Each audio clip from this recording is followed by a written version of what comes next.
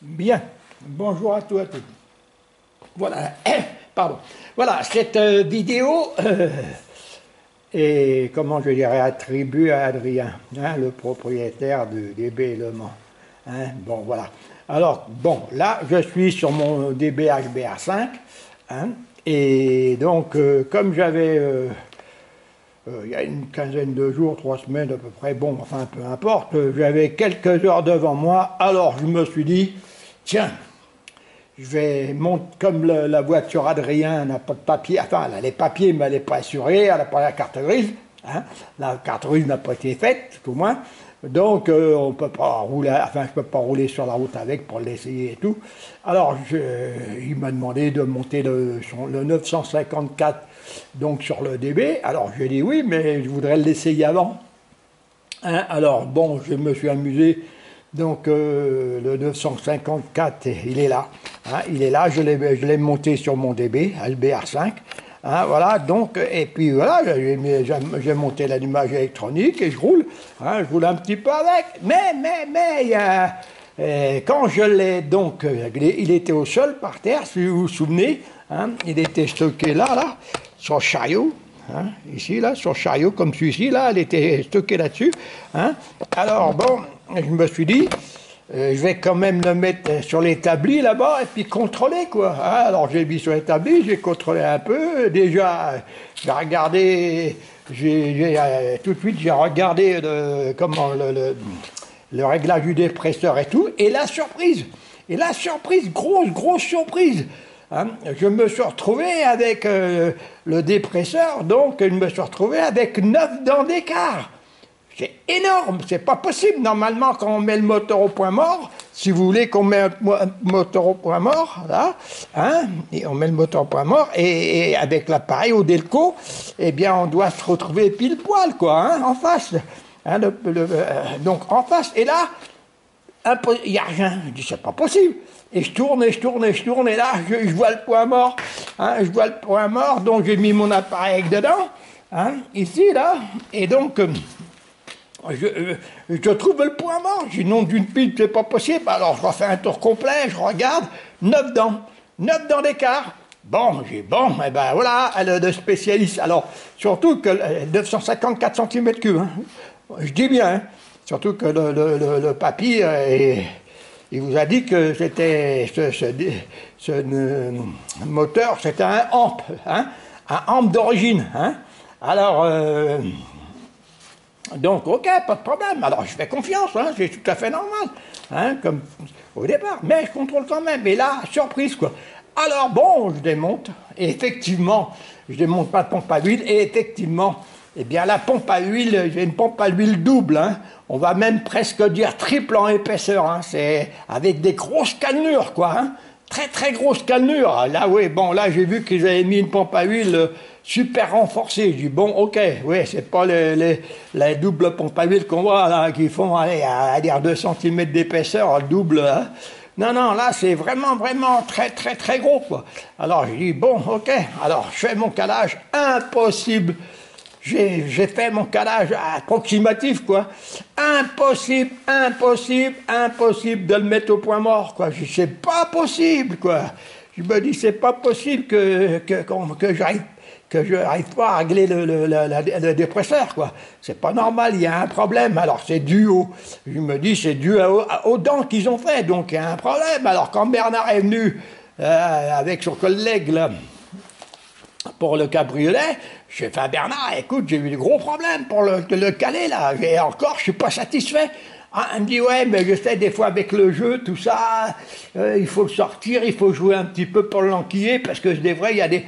Ouais, mais il dit, là, c'est impossible, j'ai mis plus de 5 heures, quoi. Hein, plus de 5 heures, c'est pratiquement impossible. Et j'ai vraiment été déçu. Hein, alors... je dis, bon, il y a quelque chose qui va pas, quoi. Il y a quelque chose qui va pas, quoi. Alors, bon, je redémonte, je regarde, je remachine, je réessaye et tout. Et là, il y a alors, je contrôle le jeu, bien sûr. Hein, le jeu qui a donc hein, dans le delco, quoi. Hein, je contrôle le jeu. Et là, si vous voulez, C'est comme si, comme si j'étais en présence d'un allumeur avec la force centrifuge à la main. Je tourne d'un quart presque. Vous voyez, je tourne le doigt, enfin, oui, ce doigt-là. Hein. Là, vous voyez, on touche, il n'y a rien, il n'y a aucun jeu. Je tourne d'un quart, quoi. Alors, bien sûr, je réglais automatiquement, comme il y avait du jeu dans le truc, ça fausse, quoi, c'était tout faux. Alors, bon. Mais pour arriver, avant d'arriver, donc, alors, ce que je fais, donc, j'ai dit, bon, eh bien, ok, je redémonte, je me dis, ça, j'ai pas vu. J'ai dit, donc, ça y est, j'ai compris, j'ai tout de suite localisé la panne. Je suis content, j'ai localisé la panne. Je vais dire, c'est la goupille de la pompe à huile qui est cassée. Ça arrive, hein, ça arrive très souvent. Hein, ça arrive très souvent. Hein, elle arrive à casser et donc, voilà, ça fausse tous les réglages, quoi. Donc la goupille est cassée. Alors, ok, je démonte, je redémonte, puisque, bon... elle était mal calée, ça ne me plaisait pas, hein, elle était vraiment mal calée. Donc je redémonte, hein, vous voyez, je sors la pompe à huile et je regarde, je fais mes efforts, rien, pas de jeu, rien, bien, très bon état. Putain, c'est pas possible ça, c'est pas possible. Et là, je pense, bingo, si c'est pas la pompe à huile, eh bien c'est sur le doigt, hein, c'est sur l'arbre. Parce qu'il y a deux goupilles, hein, une en bas à la pompe à huile et une sur l'arbre. Alors je démonte. Hein, alors je dis bon, enfin je démonte. Je dis ok, j'ai pas 36 solutions. Première chose à faire, eh bien voilà, démonter le boîtier auxiliaire. Démonter le boîtier auxiliaire, voilà. Le boîtier auxiliaire. Bon, c'est pas grave. Le boîtier auxiliaire, c'est cette pièce, vous voyez, hein, qui est là, vous voyez, d'accord, hein, le delco est monté dessus, voilà, il est là. Il faut démonter cette pièce, vous voyez. Bon, ok. Et là, c'est pas de la rigolade. Pourquoi? Pourquoi c'est pas de la rigolade?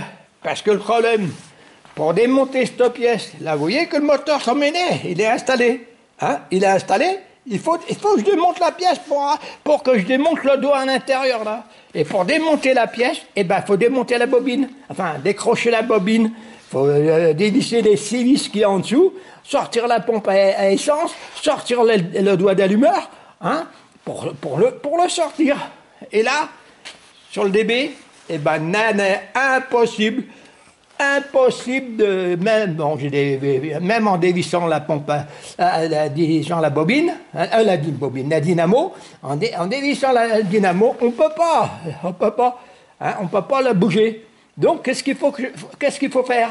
Eh ben, faut tout démonter. Alors, je me suis amusé, hein. Qu'est-ce qu'il a fallu que je fasse? Eh bien, démonter en dessous, là. Vous voyez, démonter le support, le support bloc élastique, ok. En dessous de la voiture, démonter tous les boulons, hein, desserrer tous les écrous de l'autre côté au réchauffeur, sortir donc comment je veux dire, les crosses, hein, pour pouvoir démonter, hein, vous voyez ce que je veux dire, quoi, pour pouvoir démonter la face de la turbine. Donc, une fois que la face de la turbine a été démontée, hein, bon, eh bien, j'ai pu démonter ma dynamo, j'ai pu démonter j'ai tout démonté le delco, j'ai tout démonté, bien sûr, l'allumage électronique, tout ça, j'ai tout démonté. Je le dis tout de suite, hein, aller-retour, c'est 3 heures, hein, je le dis tout de suite, un peu plus de 3 heures. Et heureusement, j'ai le pont pour aller en dessous, hein. Donc, je démonte tout, hein, et là, eh bien, effectivement, c'était le doigt, hein, donc comment je vais dire, de l'axe, hein, enfin, la goupille de l'axe qui était coupée, quoi, dedans. Donc ça me faisait un jeu. Alors bien sûr, je l'ai remplacé, hein, j'ai remplacé la goupille et j'ai tout remonté, hein, comme je vous dis, aller-retour 3 heures, quoi. Hein, ça fait un peu plus de 3 heures même, voilà. Et alors après, bon, une fois que le nouveau arbre était dedans, hein, le nouveau arbre était dedans, que je vais tout remonter, enfin, avant de tout remonter tout définitivement, étant donné que la voiture est en dessous, j'ai repris ma pompe à huile, toc, du premier coup. Du premier coup, j'ai trouvé, donc du premier coup. Là, j'ai mis quoi? Pour enquiller, pour régler le dépresseur, j'ai mis, allez, 3-4 minutes, quoi, hein, le temps d'enquiller, tout ça, chercher là-dedans. Voilà, bon. Voilà, c'est fait. Donc,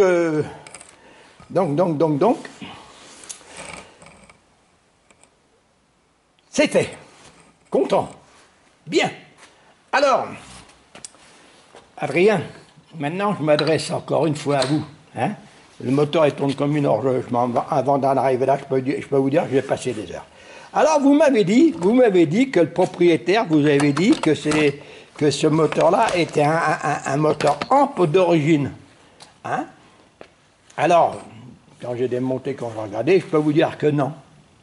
Je vais dire non. Non, c'est impossible. Je vais vous dire, ce moteur-là, il a été 2 fois magouillé, 2 fois bidouillé. Je vais vous expliquer et je vais vous en donner la preuve. Hein? Et là, je vais vous donner la preuve aussi pour les spécialistes en art, là. Hein? Alors, je vais vous faire voir. Vous voyez, dessus, alors je ne sais pas qui est-ce qui a fait ça, alors je ne sais pas où ils l'ont acheté, hein, ce moteur. Je ne sais pas, hein, je le dis tout de suite. Alors là, voilà. Que je mette un peu, que je regarde ici. Le cap gêne, oui, le cap gêne, donc je vais me mettre comme ça ici. On va voir si on voit mieux. Voilà, regardez le numéro, qu'on fasse voir. Voilà, là on voit. Là je vais mettre un. Ouais, si on voit, on voit, mais on va mettre un peu de lumière quand même. Voilà. Vous voyez ce qu'on voit frapper là? Vous voyez comme moi, hein? Et ça, le propriétaire lui a dit oui. Alors, vous voyez, je vais faire voir avec la lumière. Voilà. On voit un H devant, H64. D'accord? H64. Donc, il est de 1964. Bon, déjà, le débellement, il est de 60. Déjà, ça ne peut pas faire, hein? Parce qu'il aurait dû avoir le 1722R. Bref. Alors, bon. Alors, il a déjà, ok, on va dire, ok, il est 64 le moteur, hein, il est 64. Et si on va plus loin, si on regarde les numéros, le numéro de frappe du moteur, que voit-on? Vous voyez comme moi? 1746. Ah là, ça coince. Là, vous voyez, ça, c'est une carte d'identité. Ça, c'est la carte d'identité du moteur, ça. Vous voyez? 1746. Bah, le 1746, normalement, c'est un M10S. Hein, moteur qui était monté sur les 24 CT de dernière génération après 65. Donc, le moteur, il est frappé 64. Et le bloc est frappé 64, donc c'est un amp H64, amp 64. Et là, on a un moteur 1746. Bon, là, c'est la première anomalie. C'est la première anomalie sur ce moteur. Et la deuxième anomalie, je vais vous faire voir. Donc, vous voyez, le gars qui a bidouillé là, ben, il ne connaissait rien. Je peux vous dire que l'amp, c'était un technicien, c'était un préparateur. Il ne faut pas lui jouer. Hein. Alors, si on regarde un petit peu, je vais vous faire voir que le boîtier auxiliaire, alors attendez, il faut que je vois, hein, parce que là, c'est pas évident, quoi. Voilà, vous voyez le boîtier auxiliaire, regardez ce qui est marqué là. Vous voyez, 373 092. Ben ça, c'était fait après le numéro 1746. Donc c'était les moteurs après 66. Hein? Après 65, tout au moins 66, ouais, les tout derniers moteurs avec embiellage baguet. Et non seulement ça, je vais vous faire voir.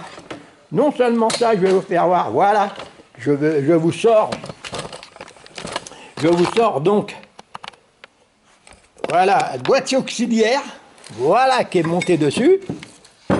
Voilà, vous voyez les numéros.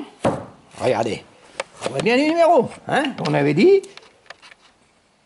Voilà, 373 092. D'accord? Comme l'autre côté, hein, comme l'autre. Voilà. Et si on regarde le doigt, vous voyez le doigt? Voilà, la dernière génération de moteur. Et si je fais ça, regardez, vous voyez? Tac! Il rentre dedans. Donc ça a été sorti après 65. Vous voyez, hein, ça, après 65. Et là, normalement, eh bien, il aurait dû avoir ce boîtier auxiliaire. Hein. Alors, ce boîtier auxiliaire, si on voit bien ce boîtier auxiliaire là, si je le mets côte à côte, hein, vous voyez, pour voir la hauteur, eh bien, on peut voir, hein, on peut voir que ici, là, hein, alors attendez, j'enlève un peu. Ouais, on peut voir ici, là, c'est moins haut que là. Hein. Alors ici, on se retrouve avec 125 mm d'auteur. Hein. Et là, on se retrouve, c'est descendu exprès sur les 24 CT pour pouvoir mettre un allumeur plus bas, hein, pour pouvoir descendre le plus bas possible. Et là, on se retrouve avec, avec le 141 mm. Hein. Et la référence de ce boîtier auxiliaire, c'est ce qu'il y a sur les M8, M8S et M10S. C'est ce boîtier auxiliaire qu'il y a dessus.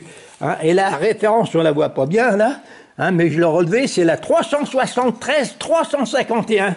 Hein, voilà. Et le doigt d'allumeur, hein, eh ben, c'est celui-ci. Vous voyez? Voilà. Hein.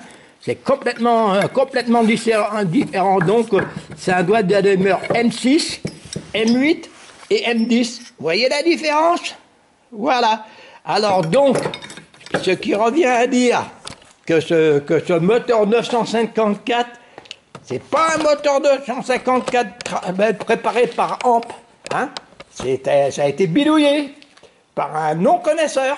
Parce que si c'était moi qui avais fait un 954, hein, eh bien j'aurais fait 100% à l'origine. Hein, 100% à l'origine. Et le 954, j'aurais pris un bloc. Pour pousser vraiment la plaisanterie, j'aurais pris un bloc M5. OK? Hein? Parce qu'en 60, en 60, le 1744, 1746 n'existe pas. Hein? Parce que en 63, les derniers moteurs, enfin les derniers M5, qui ont été fabriqués, ils étaient fabriqués avec le numéro de série 1720. D'accord? Hein? 1720, voilà. Et après, c'est passé à 1732, enfin, la suite est 1732, voilà. Donc, si j'avais fait un moteur Amp, si vous voulez, hein, eh bien déjà, j'aurais pas tout bidouillé. Parce que non seulement, ils ont bidouillé sur le bloc, ils ont mis H64, tout faux. Moi, j'aurais mis H65. H66, tout au moins. Hein, H66. Et puis, donc, j'aurais pas laissé le 1746. Hein. Ouais, le 1746, j'aurais mis le 1754, par exemple. Voilà, là, ça aurait été du debout. Voilà. Je vois rien d'autre plus. Vous pouvez... Hein, comment je vais dire Adrien, ce moteur a été bidouillé. Attention, je vous dis tout de suite, il fonctionne très bien. Hein. Attention, hein, là, il fonctionne très très bien. Hein. J'ai eu bataillé pour trouver toutes les anomalies après, vous voyez, c'est la deuxième anomalie que je trouve dessus.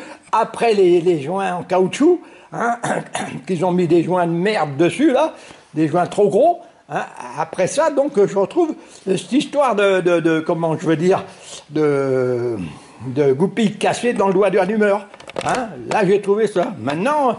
ce moteur, il tourne comme une merveille. Je vais essayer de rouler un peu, et après, je vais le démonter, comme ça, il sera prêt pour monter sur l'autre voiture. Hein. Voilà.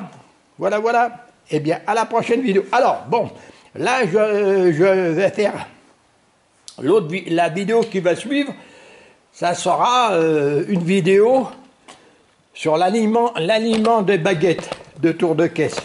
Hein, l'aliment des baguettes des tours de caisse, là, parce que, bon, comme les baguettes, ils ne sont pas alignées droit, tout ça, là, je vais couper là, et je vais refaire une autre vidéo, parce que j'aime pas faire des vidéos trop longues, quoi, pour justement vous faire voir. Après, donc, je vous ferai voir donc l'aliment des baguettes que j'ai fait sur le junior, hein, et ensuite, je vous ferai voir, ouais, hein, et puis je vous ferai voir une toute petite vidéo, l'alignement des baguettes sur la bicolore, sur les flèches, hein, sur les flèches de la bicolore, hein, pour savoir comment ça a été aligné, quoi. Voilà, et bien merci, à la prochaine vidéo.